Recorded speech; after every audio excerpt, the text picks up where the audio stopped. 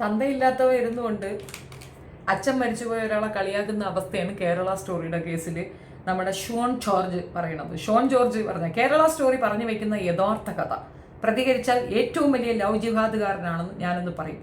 ഷോണപ്പൻ അങ്ങനെ അതിനെ വെളുപ്പിക്കാൻ വേണ്ടിയിട്ട് സേച്ചിയെ കൊണ്ടുവന്നിരുന്നിട്ട് വായ്ത്താളം പറയുന്നുണ്ട്. നമുക്കത് കേൾക്കാം. അയ്യോ, കമൻസ് ഞാൻ വായിക്കത്തില്ല കേട്ടോ. ഇതിനകത്തെ കമൻസ് വായിച്ചാൽ ചിരിച്ച് മരിക്കാം. അജാതി കമൻറ്റുകളാണ് ആളുകൾ എഴുതിയിട്ടിരിക്കുന്നത്. അല്ല, അതവർക്ക് കിട്ടണം തന്നെയാണ്. നമുക്ക് കേൾക്കാം. മതം മാറുക എന്നുള്ളൊരു അജണ്ട അവിടെ വന്നിട്ടേ ഇല്ല. ഫസ്റ്റ് ഓഫ് ഓൾ ഞങ്ങൾ സ്നേഹിച്ചു എന്നുള്ളതല്ല, മതം മാറണം എന്ന് നിർബന്ധം പറഞ്ഞത് എൻ്റെ ഫാദറാണ്. അതെ, നിന്റെ ഫാദർ എന്ത് ക്രിസ്ത്യാനിയായിരുന്നു അടിവെണ്ണ? എടി, നുണ പറയുമ്പോൾ ഒരു അല്ല, വേറൊരു കാര്യമുണ്ട്.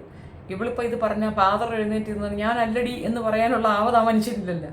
അപ്പോൾ കറക്റ്റായി, അപ്പോൾ ശരിയായി പറ. ഇദ്ദേഹം എൻ്റെ പപ്പയടുത്ത് വന്ന് സംസാരിക്കുമ്പോഴും ഇവിടുത്തെ പപ്പ എൻ്റെ പപ്പയടുത്ത് നിന്ന് എനിക്ക് കൊച്ചിനെ ഇങ്ങ് തന്നേച്ചാൽ മാത്രം മതി, എനിക്ക് നമ്മുടെ നമുക്ക് വീട്ടിലൊരു പെങ്കൊച്ചില്ല, എനിക്ക് അവളെ വേണം, നമ്മുടെ മകളായി എന്ന് മാത്രമേ പപ്പ നല്ല ടാലന്റ് ഉള്ള മനുഷ്യനാ. ജഗതി ശ്രീകുമാർ അത്യാവശ്യം സ്വത്തൊക്കെ ചേർത്ത് വെച്ചിട്ടുണ്ടെന്ന് ഈ ഒരെണ്ണവേ ഉള്ളോളെന്നും അങ്ങേർക്ക് നന്നായിട്ട് അറിയാം. അതുകൊണ്ടല്ല ജഗതി ശ്രീകുമാറിന്റെ സ്റ്റെറ്റപ്പിൽ ഒരു കൊച്ചു വന്നപ്പോഴത്തെ അങ്ങേര് പിടിച്ചു മാറ്റി, നീ ഇവിടുത്തെ ഉള്ളതല്ല പൊടിയുന്നു. കാരണം ഉള്ള സ്വത്ത് മുഴുവൻ ഇങ്ങ് വരണമെന്നുള്ളതാണ്. അതുകൊണ്ട് കുഴപ്പമില്ല. ഇത് പണ്ടാരണ്ട് കല്യാണം ആലോചിക്കുമ്പോൾ പറയുന്ന പോലെയാണ്.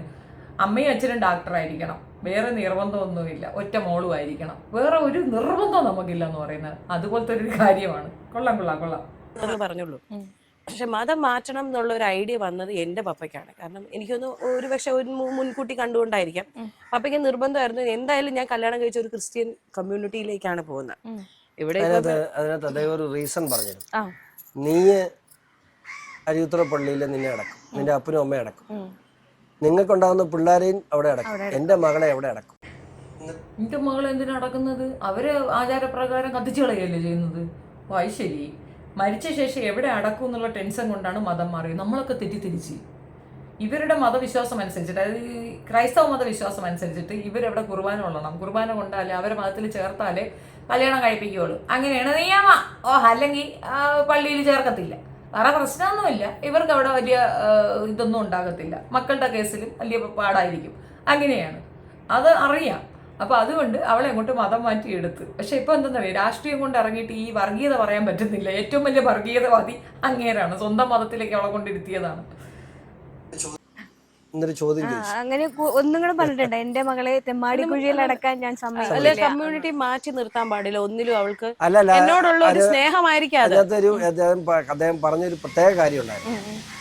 ഒരു കുടുംബത്തിന്റെ ഭാഗമായി, പ്രത്യേകിച്ചും പാലാ പോലെ ഒരു ഓർത്തഡോക്സ് അല്ലെങ്കിൽ ഇത്തരത്തിലൊരു പാലാ രൂപത്തിൽപ്പെടുന്ന പ്രദേശത്തൊക്കെ വരുമ്പോൾ അവൾ ഒറ്റപ്പെടുമോ? അത് എനിക്ക് തോന്നുന്നു അദ്ദേഹത്തിന്റെ. പക്ഷേ എന്തിനിടെ അവൾ ഒറ്റപ്പെടുന്ന? നീയല്ലേ അവളെ കെട്ടിയത്? കെട്ടി കൊച്ചൊക്കെ ഉണ്ടാക്കി കൊടുക്കാൻ പറ്റും, പക്ഷെ അവൾ ഒറ്റപ്പെടുവോ? അതെന്തിനി? അതിനേക്കാൾ ലാഭം നീ അങ്ങോട്ട് പോകുന്നല്ലായിരുന്നാടാ. അങ്ങനെ ഒരു ചിന്താഗതിയുടെ ആവശ്യമില്ലായിരുന്നു. പക്ഷെ പിന്നീട് അച്ചായൻ തന്നെ എൻ്റെ അടുത്ത് പറഞ്ഞു അങ്ങനെ പോലും മാറ്റേണ്ട ഒരു ആവശ്യമില്ലായിരുന്നു എന്ന്. പിന്നീട് എൻ്റെ അടുത്ത് അത് പറഞ്ഞിട്ട് എന്നോട് സോറിയൊക്കെ പറഞ്ഞിട്ടുണ്ട് കേട്ടോ. എനിക്കിത് പിന്നീട് തോന്നി. അതിപ്പോഴത്തെ രാഷ്ട്രീയ സാഹചര്യം കൊണ്ടാണ്. പുള്ളിക്ക് വാ തുറക്കാൻ വയ്യ. വാ തുറന്നാൽ നിന്റെ പേരെടുത്തിടും. അതുകൊണ്ടാണ്. സോറി പറഞ്ഞാ നന്നായി. നീ ഇനി മതം മാറി ഇനി പോരെ, കർവാപ്പസിയിൽ പോടി വെച്ചേ, അതല്ലേ നല്ലത്. അല്ലെങ്കിൽ പിന്നെ നീ പോവേന്നും വേണ്ട. ബിൾബിളൊക്കെ ഇരിക്കുന്നുണ്ട്. അല്ലെങ്കിൽ തന്നെ അവര് ബ്രാഹ്മണന്മാര് മതം കൂടിയാണെന്നാണ് ഇങ്ങേര് പറയണത്. ഇവന്റെ തന്ത കക്കൂസുവായം പറയണത് അങ്ങനെയാണ്. ആയിക്കോട്ടെ, അതിന്റെ പോലും ആവശ്യമില്ലായിരുന്നു. ഞാനൊരു കാര്യം പറഞ്ഞു, ഞാനൊന്ന് പറയാൻ സമയം. ഇതൊന്നും വർത്താനം പറഞ്ഞാൽ ശരിയാവുന്നില്ല. ഒന്ന് പറഞ്ഞ് നിർത്തണ്ടേ? എനിക്കൊന്ന് പറയണ്ടേ? ഞാനൊന്ന് പറയട്ടെ. ഞാൻ വേറൊരു കാര്യം ഞാൻ പറയട്ടെ.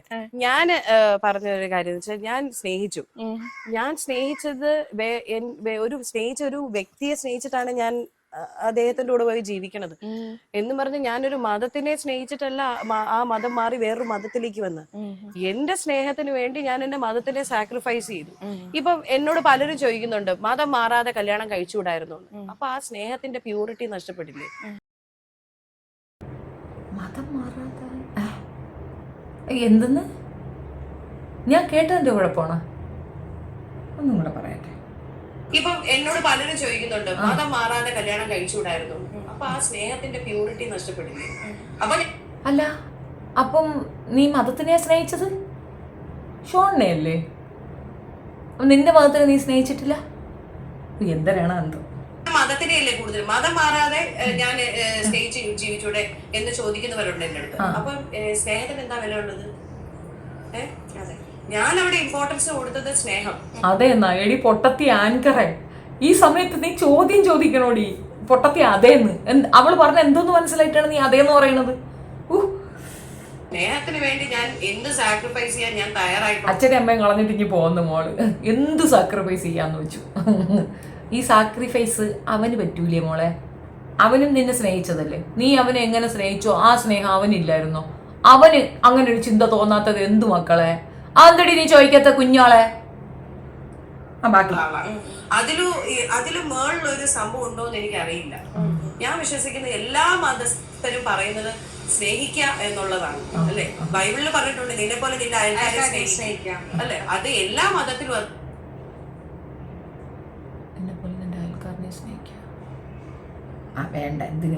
തന്നെയാണ് പറയുന്നത്. സോ ഞാൻ ചെയ്തത് എനിക്ക് ഒരിക്കലും ഒരു മനസാക്ഷി കുത്ത് ഉണ്ടായിട്ടേ ഇല്ല.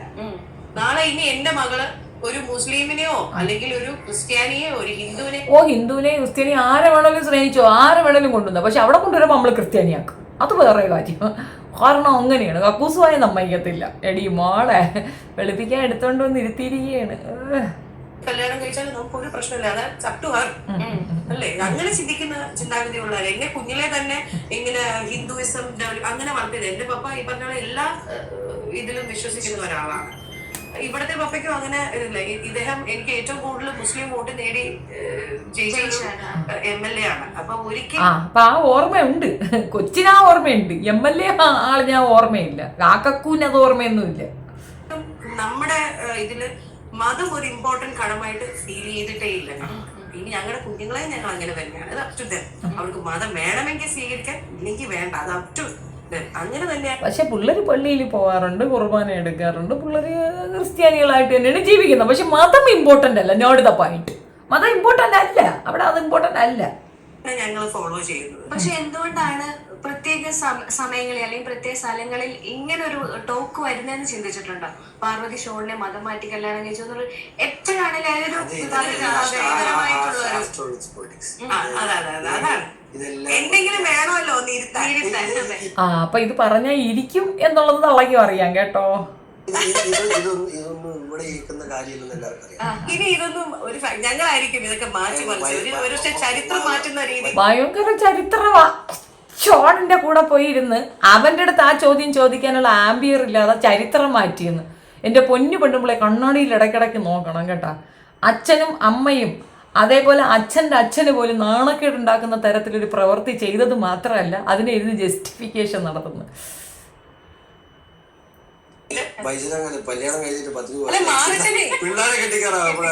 എല്ലാം മാറട്ടെ.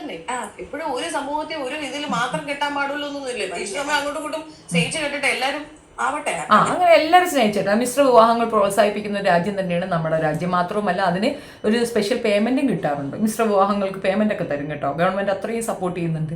നിന്റേത് മിശ്ര വിവാഹം അല്ലല്ലോ, അത് ലവ് ക്രൂസൈഡ് അല്ലേ, ലവ് ക്രൂസൈഡ്.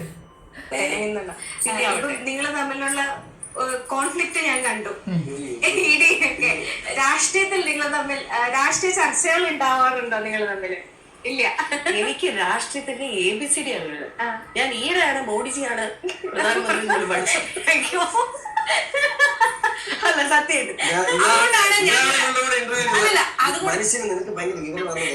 അങ്ങനെ ആയിരിക്കണ്ട. ഞാൻ പറയട്ടെ, ഞങ്ങൾ ഈ 19 വർഷം ദാമ്പത്യ ജീവിതം മുന്നോട്ട് പോയത് തന്നെ ഇദ്ദേഹത്തിന്റെ പ്രൊഫഷനിൽ ഞാനൊരു അഭിപ്രായം പറയോ, എന്റെ പ്രൊഫഷനിൽ പുള്ളി ഒരു അഭിപ്രായം പറഞ്ഞിട്ട് ഇതില്ല. കലാപരമായിട്ട് ഒരു അഭിപ്രായം ഇല്ലാത്ത മനുഷ്യനായി. ഞാൻ പാട്ട് പാടും ഞങ്ങൾ കണ്ടത് അങ്ങനെയൊന്നും അല്ലായിരുന്നു. ഷോൺ ജോർജിന്റെ കൂടെ ഈങ്കിലാവ് വിളിക്കാൻ റോഡിൽ ഇറങ്ങി നിന്ന ഒരു പെണ്ണായിരുന്നു. അടിച്ചൊതുക്കി മൂലയെ കയറ്റി ഇരുത്തി എന്ന് ചുരുക്കം. മോദിജിയാണ് പ്രധാനമന്ത്രി എന്ന് പോലും അറിയാൻ പറ്റാത്ത, അത്ര പോലും ബോധമില്ലാത്ത ഒരു ഒരു ഒരു ഒരു ഒരു നിഷ്കു ആണ് ഒരു രാഷ്ട്രീയ പ്രവർത്തകന്റെ ഭാര്യ. അയ്യോ ഇവൻ MLA ഇവനായിട്ടില്ലല്ലോ. ഒരു MLAയുടെ വീട്ടിലുള്ള MLAയുടെ മരുമകൾക്ക് പോലും അറിയാൻ പറ്റുന്നില്ല. സത്യത്തിൽ ഇതെന്താ ഷോൺ എന്താ ചെയ്തെന്നറിയാമോ? തൻ്റെ ഭാഗം ഒന്ന് വെളുപ്പിക്കാൻ വേണ്ടിയിട്ട് പുള്ളിക്കാരത്തെ കൊണ്ടുവന്നിരുത്തിയാണ്. അവൾക്ക് വലിയ പ്രശ്നങ്ങളൊന്നുമില്ല, അവളുടെ സമ്മതത്തോടു കൂടിയാണ് മതം മാറിയത് എന്നൊന്ന് കേൾപ്പിക്കാൻ വേണ്ടി കൊണ്ടുവന്നിരുത്തിയാണ്. പക്ഷെ പണി പാലും വെള്ളത്തി അങ്ങോട്ട് തിരിച്ചു കിട്ടി. നാട്ടുകാരുടെ മുമ്പിൽ നന്നായിട്ട് അങ്ങോട്ട് എക്സ്പോസായി. ഈ ജുഞ്ചി തെറ്റി എന്ന് കേട്ടിട്ടില്ലേ? അത് നിങ്ങൾ വേണമെങ്കിൽ വേറെ എന്തെങ്കിലും പറഞ്ഞോളൂ. പക്ഷെ എനിക്ക് മനസ്സിലായിരുന്നു ജുഞ്ചി തെറ്റി എന്ന് പറയും. അതാണ് ഇപ്പോൾ ഷോണിൻ്റെ മുഖം കാണുമ്പോൾ നമുക്ക് മനസ്സിലാവുന്നത്. എടാ പോടാ അവിടുന്ന്, എന്താ വർഗീയത പറയാതെ വല്ല രാഷ്ട്രീയം പറഞ്ഞുകൊണ്ട് ഇറങ്ങടാ കക്കൂസുവായൻ്റെ മോനെ. രണ്ടും കണക്കാ, തന്തയും കണക്കാ മോനെയും കണക്കാ. ഈ പെങ്കൊച്ചിൻ്റെ മതം മാറ്റി നിങ്ങൾക്കൊപ്പം ചേർത്ത് നിർത്തിയപ്പോൾ തന്നെ നിങ്ങൾക്ക് സമൂഹത്തിൽ സംസാരിക്കാനുള്ള വോയിസ് അവിടെ തീർന്നു. ഇനി അവിടെ കിടന്ന് തപ്പണ്ട. ഈ പൊട്ടത്തെ കൊണ്ടുവന്നിരുത്തി എന്തെങ്കിലും പറഞ്ഞു കഴിഞ്ഞാൽ സത്യം പറയല്ല, ജഗതിക്കുള്ള വാല്യൂ കൂടെ ഇല്ലാതായിപ്പോൾ. ജഗതി പണ്ട് പൊട്ടത്തരമൊക്കെ പറഞ്ഞ ആളുകൾക്കിടയിൽ നിന്നത് ലെജൻഡ് എന്നൊക്കെ നിങ്ങൾ പറയും. അയാളുടെ കരിയറും ബാക്കിയുള്ളതൊക്കെ എടുത്തു വെച്ച് നോക്കുമ്പോൾ എനിക്കതൊന്നും ലെജൻഡറി ഒന്നും തോന്നാറില്ല. എനിഹാവും, ഇനി അതിലേക്കൊന്നും നമ്മൾ പോണ്ട, പാവല്ലേ. ഒരു പെങ്കൊച്ച് വേറെ ഉണ്ട്, അത് ഇസ്ലാം മതവിശ്വാസിയാണ് കല്യാണം കഴിച്ചതെന്നാണ് അറിയുന്നത്. അപ്പം മതമൊന്നും മാറ്റിയില്ല എന്നും അറിയുന്നുണ്ട്. ഇനി മാറ്റിയില്ലെന്ന് എനിക്കറിയത്തില്ല. എന്ത് തന്നെ ആയാലും സ്ത്രീകളാണ് സാക്രിഫൈസ് ചെയ്യുന്നത്. അത് നിർത്തലാക്കണമെന്ന് അങ്ങനെ എന്തെങ്കിലും നീ പറ. നിനക്ക് അന്തസ്സുണ്ടെങ്കിൽ നീ ഉൾപ്പെടെ നിന്റെ മക്കൾ ഉൾപ്പെടെ നീ മതം മാറും, അവളുടെ മതത്തിലേക്ക് പോകും. ഇത്രയും വർഷം അവൾ നിങ്ങൾക്ക് പ്രൂഫ് ചെയ്ത് തന്നില്ലേ അവൾക്ക് നിങ്ങളെ ഇഷ്ടമാണെന്ന്. ഇനി നീ പ്രൂഫ് ചെയ്യും, നീ നിന്റെ മക്കളും കൂടെ പ്രൂഫ് ചെയ്യും. ഷോൺ ജോർജ് എന്ന ഞാൻ ഈ മതത്തിലേക്ക് തിരിച്ചു വരുന്നു. എടാ അത് കുറഞ്ഞ മതമൊന്നുമല്ല, അതേതണ്ട് ബ്രാഹ്മണ മതമൊക്കെ തന്നെയാണ്. ആചാര്യന്മാരെന്നൊക്കെ പറയുമ്പോഴത്തേക്ക് നല്ല മതമാണെന്ന് തോന്നുന്നു. ജാതിയെ നല്ല ജാതിയാ, നീ അങ്ങോട്ട് ചേരും. എന്നിട്ട് അവൾക്കൊപ്പം ഐക്യദാർഢ്യം പ്രഖ്യാപിക്കും. എന്നിട്ട് നീ വന്ന് കൊണ പറ, ഞങ്ങൾ കേട്ടോണ്ടിരിക്കാം. അങ്ങനെ ഏച്ചിട്ട് പറ. അവൻ്റെ ഒരു പൊളിറ്റിക്സ് രണ്ടും കണക്കാ. ഫലം കിടക്കുവോളം നാരായണ, ഫലം കിടന്നാ പിന്നെ കോരായണ. ഇനി അവിടുന്ന് മുസ്ലിങ്ങളുടെ ഓരോ വോട്ട് നീ വാങ്ങിച്ചത് ഞങ്ങളൊന്ന് കാണട്ടെ. കിട്ടിയണക്ക് തന്നെ.